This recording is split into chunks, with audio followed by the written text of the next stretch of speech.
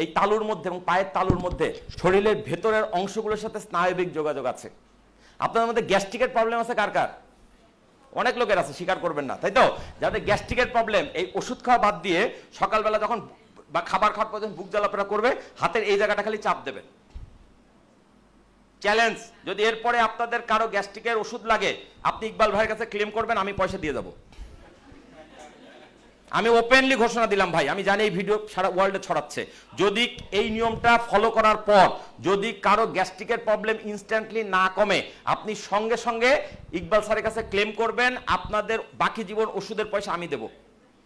কথাটা একটু মাথার মধ্যে রেখেন, তালি মেরে লাভ নাই। চ্যালেঞ্জ, যদি কারো প্রেশারের প্রবলেম থাকে, প্রেশার হঠাৎ করে প্রেশার বেড়ে যায়, টেনশনে প্রেশার বেড়ে যায়, হাতের এই জায়গাটা চাপ দিবেন। এটাকে আমি যেগুলো এখন শেখাচ্ছি, এটা হচ্ছে আকু প্রেশার, আকু পাংচার না, আকু পাংচার হচ্ছে সুই ফোটানো, আকু প্রেশার। এবং এই ভারতীয় উপমহাদেশে